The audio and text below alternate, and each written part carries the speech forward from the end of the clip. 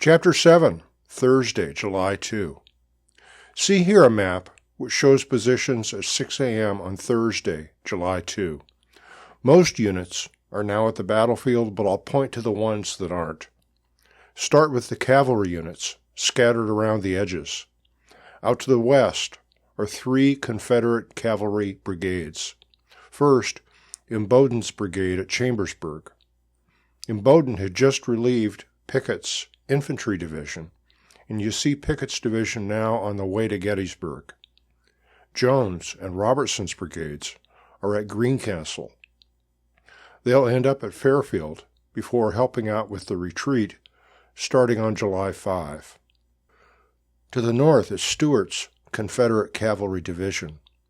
They're on their way south from Carlisle and will rejoin Lee's army around midday July 2. Gregg and Kilpatrick's Union cavalry divisions are to the east, protecting Meade's rear. Stuart, Kilpatrick, and Gregg will all end up in cavalry battles on 2 fields south and east of Gettysburg on July 3.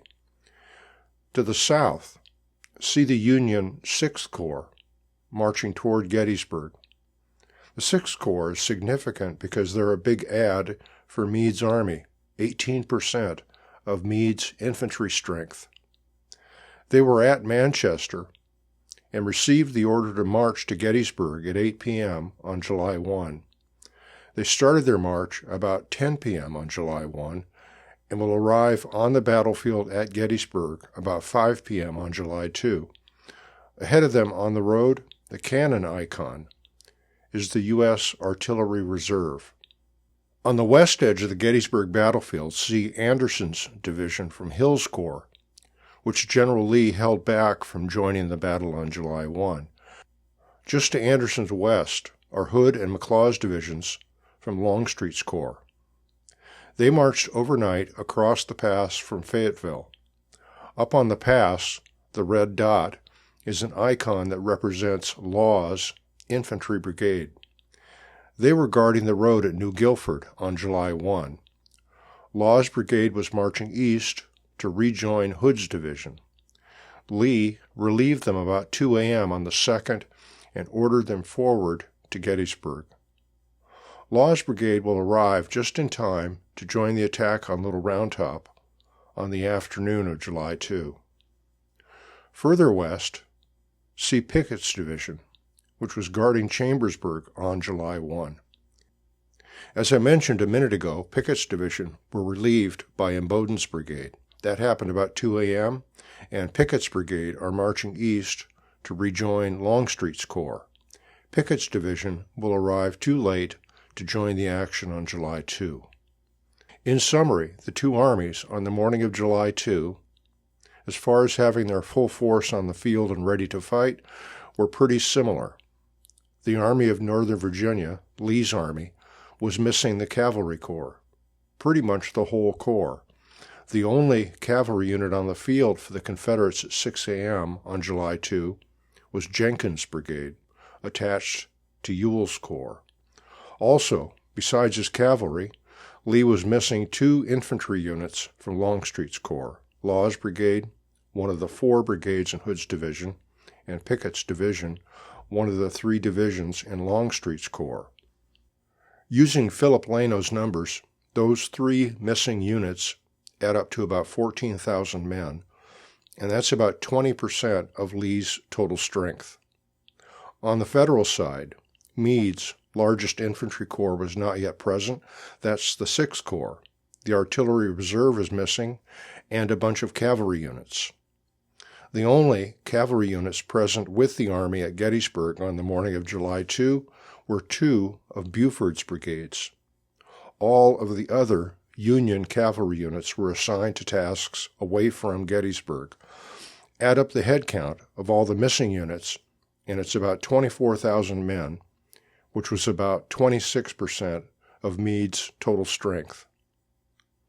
Here's pie charts showing missing versus present for the 2 armies on the morning of July 2. Pretty similar, really. Then compare the total number present for each side on the field about dawn on July 2. On the Union side, 69,644. On the Confederate side, 57,366. That's a 21% advantage for the Union. If you're on defense and you outnumber the attacker, that's advantage to you, right? Especially if you're on high ground, dug in, clear fields of fire, with lots of artillery, and facing an attacker that is overconfident. Disclaimer, the strength numbers I just gave do not reflect casualties, and Federal casualties on day 1 were higher than Confederate casualties. Here's a recording that shows movements of both sides on July 2. Lee knew from Union prisoners that his opponents the day before were Buford's cavalry and the 1st and 11th Corps. Lee knew from a captured message that 2 more corps were either on the field by now or very close, the 12th and 5th Corps. That left 3 corps unaccounted for, the 2nd, 3rd, and 6th Corps. Lee did not know where they were or when they'd arrive. Lee also did not know where the Federal left flank was. He got a report on the location of the Federal left from an early morning scouting party, but that report ended up being disastrously wrong and misleading. Clearly, by the morning of July 2, General Lee had decided to attack the Union Army. In his after-battle report, dated July 31, Lee described his plans and reasoning. See a screen capture here from the official records. First, they were now unexpectedly confronted by the Federal Army, and in a way stuck. It would be difficult to withdraw their large wagon trains back across the mountain. Remember how hard it was to get 4 infantry divisions across on the day before. Second, they would not be able to forage with the Federal Army in their front to the east and able to close the passes behind them to the west. Lee implies that if the Confederates can't forage, they can't feed themselves. And some of you will point out that they have Ewell's wagon train, which I talked about in Chapter 6, but this is what Lee wrote in his report. So then, in the end, as Lee wrote, a battle thus became, in a measure, unavoidable, and it was thought advisable to renew the attack, unquote. See here another map which shows positions around 6 a.m. on Thursday, July 2. Hill's Corps is here, Heath, Pender, and Anderson. Ewell's Corps is here, Rhodes on the north of town, Early and Johnson on the east side. And the cavalry icon is Jenkins's brigade. Longstreet's corps was chosen to lead the attack, but at dawn only 2 of his 3 divisions were on the battlefield. That's Hood and McLaws here. Pickett's division was still not up. They're over here, on their way, but maybe 8 hours away. Also, Law's brigade from Hood's division had not arrived. Law's brigade is shown up here at the pass. They're also on their way, maybe 6 hours away. Longstreet used the absence of Law and Pickett as an excuse for delay. Coddington wrote of Longstreet's delaying tactics. His excuse at first was that he was waiting for Pickett. When that was ruled out, he then insisted upon Law's appearance before starting to move his men to the right, unquote. The 2 divisions that were available, Hood and McLaws, were in the rear and had just arrived from their march over the pass. They would have to move forward and to the Confederate right for the attack. General Lee demanded they go ahead with the attack, and it eventually went forward with Law's brigade, but without Pickett's division. Pickett and Law before July 2 were both on duty west of the mountain. I talked about this in Chapter 6. Law's brigade was guarding the Army's left, although of course the Army, by 4 p.m. on July 1, had moved. Pickett's division on July 1 was still guarding Chambersburg. Were there still valuable wagon trains at Chambersburg that needed guarding? Or was Pickett's division guarding Lee's rear? I don't know. In either case, it should have been a cavalry job, but unfortunately, cavalry were not available, so Pickett's division got the job. Law got the order to move and started his brigade around 2 a.m. on the 2nd. Pickett's division was relieved by Imboden's cavalry, and Pickett started east, also around 2 a.m. Look at a recording that shows Pickett and Law moving to Gettysburg on the morning of July 2. See here Chambersburg and Gettysburg, with South Mountain in between. Imboden's brigade has arrived at Chambersburg. Law's brigade and Pickett's division are here. My map has them both starting east at 2 a.m., but see that Law's brigade had a head start, and the brigade rejoined Hood's division at Gettysburg in mid-afternoon, before the attack on July 2 started. Sears says Pickett's division arrived in late afternoon. Gottfried, in his book Brigades of Gettysburg, says it was mid-afternoon, and that Lee was notified that though the men were tired from their march, they would be ready to fight after a 2-hour rest. Gottfried wrote that Lee decided to hold Pickett's division back for action the following day, and my map has Pickett arriving at 4 p.m. Would anything have been different if Law's brigade had not marched 28 miles in 11 hours, and if Pickett's division had been available on the 2nd with the rest of Longstreet's corps? Longstreet delayed the attack on the 2nd, waiting for Pickett's division. General Lee ordered the attack to go ahead regardless, and Longstreet finally attacked late in the afternoon. Pickett's division was still missing, and my guess is Law's brigade was exhausted and dehydrated. What if? The final piece added back to Lee's army on July 2 was Stuart's cavalry division. Stuart was away on a raid, got separated and lost touch, and missed the first day of the battle. Stuart's absence meant that Lee was forced to use infantry to substitute for the missing cavalry, and then Lee still wasn't getting reconnaissance help and didn't know where Meade's army was. Where was Stuart's division on July 2? See this recording, which shows the movements of Stuart's division from the time of the battle with Kilpatrick's division on June 30 up to rejoining Lee's army on July 2. Gettysburg is here, Carlisle is up here. Stuart's division rode up to Hanover on June 30 and ran into the rear of Kilpatrick's division. They fought a battle, and Stuart, around sunset, escaped to the east and rode to Jefferson, and then north to Carlisle. They rode into Carlisle late in the day on the 1st and found that Ewell's corps was gone, but at that time they finally found out that Lee's army was at Gettysburg. They left Carlisle around 3 a.m. on the 2nd and rode south to Gettysburg. About noon on July 2, General Stuart appeared at Lee's headquarters. Here again is that high-level map which shows positions on the morning of July 2. General Meade arrived at Gettysburg around midnight. He inspected the position and decided that it could be held, and in any case, it was too late to retreat. The Pipe Creek plan was dead.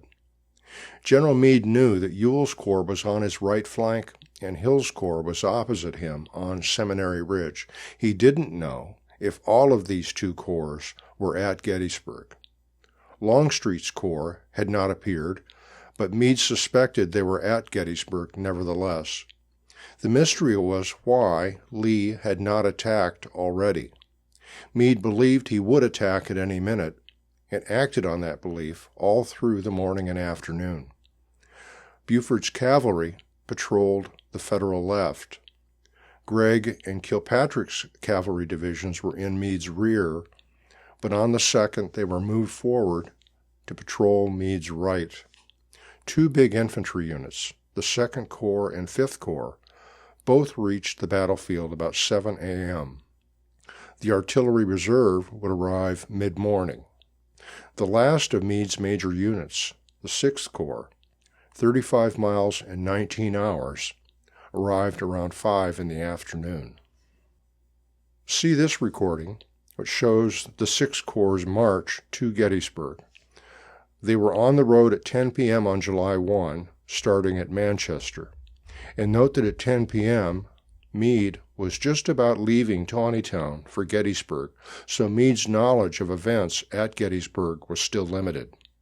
Sears wrote that Meade's first idea was to bring the Sixth Corps in via Taneytown. I don't know why. You can see that's not the direct route. Maybe there was a concern about congestion on the roads, but Sears wrote that soon, once Meade learned how big the fight was on the 1st, he decided he needed the Sixth Corps at Gettysburg sooner. They should come in on the direct route on the Baltimore Pike. The Baltimore Pike is here. See on the recording here that they backtracked to return to the Baltimore Pike, then continued on through Littlestown and Two Taverns. Around 5 p.m. on the 2nd, the Sixth Corps crossed Rock Creek on the south end of the battlefield, 35 miles in 19 hours. And if you do the math, that's almost 2 miles per hour over a 35-hour span. Law's Confederate Brigade marched 28 miles in 11 hours overnight on the 2nd to get to the battlefield. General Longstreet is quoted as writing, after the war, that Law's march overnight on the 2nd was the best marching done in either army to reach the field of Gettysburg, unquote. Law's brigade marched 28 miles in 11 hours versus Sixth Corps' 35 miles in 19 hours. Which is more impressive? One was a full corps, the other was a brigade. Law's brigade was faster, but over a shorter distance, and at night. Law's brigade climbed Cashtown Pass, but they were only 1,900 men versus 14,000. Well, we can go on, but at some point it gets disrespectful, and I call it a tie. See this recording of my Day 2 animation. Union lines are here, Confederate lines are here. Little Round Top and the Union left flank are here. And so far I've been talking about units not at the field and how they were added. But it also happened that units were sent away. As Coddington wrote, General Buford's men were worn out from days of marching, reconnaissance work, and fighting, unquote. General Pleasonton, the Cavalry Corps commander, ordered them back to the rear to guard the Army's supply depot and get a rest.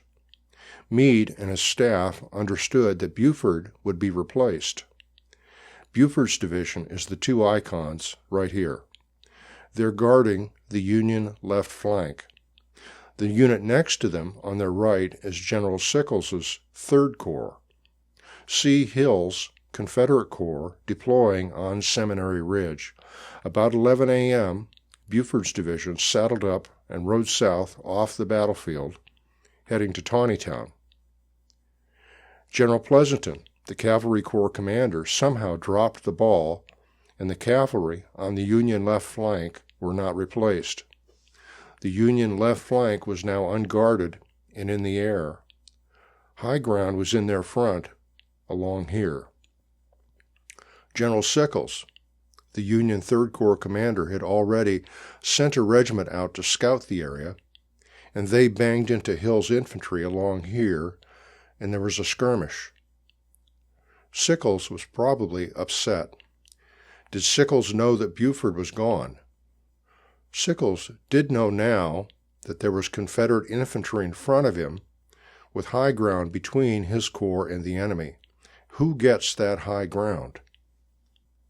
Now, about noon, see Longstreet's two divisions, McLaws and Hood, moving south into position for Lee's attack on the Union left.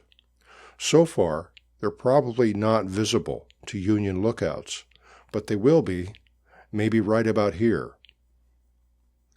About 2 p.m., as McLaws and Hood were filing into position, Sickles's Union 3rd Corps, in self-defense but against orders, started to shift forward. Not all at once. And probably right about here, Generals McLaws and Hood were complaining to Longstreet about how the Peach Orchard was not unoccupied as promised, but was in fact heavily occupied by infantry and artillery. And as McLaws started the attack, you can see more Third Corps troops shifting forward. The new Third Corps position was in a salient and very vulnerable. Suddenly, Meade had another disaster on his hands. Meade will have to risk the rest of his army to save the Third Corps and the Army's position on Cemetery Ridge. How much of this disaster would have been prevented if Buford's cavalry had been replaced?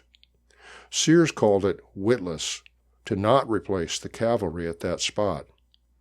Coddington wrote that Pleasanton violated his instructions and committed one of the sizable blunders of the campaign, unquote. Coddington wrote that it exposed the Union Army to exactly the kind of turning maneuver Longstreet had lobbied for, and Coddington pointed out that Buford's Union cavalry, if they stayed, would have been useful in the Devil's Den fight. My guess is that if Buford's men were still there on the Union left, there might not have been an attack on the Union left. In any case, on the second day, units were added and removed. With the arrival of Pickett's division, the order of battle for the third day was complete.